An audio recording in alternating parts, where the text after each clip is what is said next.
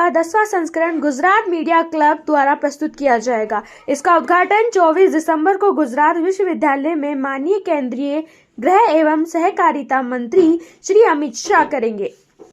December 24, 2023 रोज रविवारे सांजे माननीय गृहमंत्री અને सहकारिता मंत्री श्री अमितभाई शाह 10મી આવૃત્તિનું GLFની 10મી આવૃત્તિનું ઉદ્ઘાટન કરશે।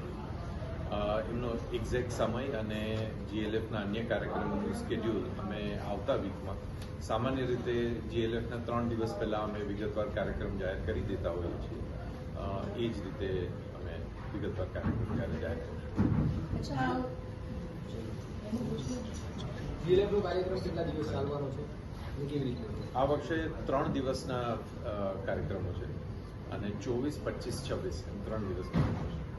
ફોક લિટરેચર બાબતે ચેલેન્જીસ છે શું?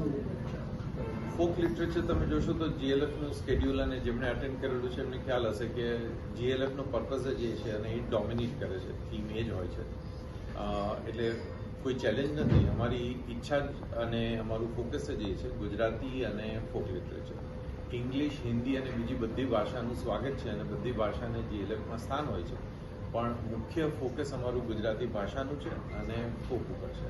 એટલે ફોક તો ભરપૂર હોય છે, પણ અમે GLFનો જે મંચ છે ને એ ઉગતા અને નવા કલાકારો, સાહિત્યકારો, લેખકો એના ઉપર વધારે ધ્યાન આપે છે અને એમને રસ પડે એ રીતે મૂર્ધન્ય અને જૂના સાહિત્યકારોને એમના કામ વિશે અમે રજૂઆત કરીએ છીએ અને એને કારણે અન્ય સાહિત્યિક કાર્યક્રમોથી અલગ પડે છે। આ ફેસ્ટિવલમાં અમદાવાદ लगभग शाम के समय हम लोग ये उद्घाटन करेंगे। अभी शेड्यूल आपको डिटेल में दे देंगे 2 दिन बाद। उसके बाद नेचुरली फिर दूसरी सारी प्रवृत्तियां शुरू होंगी।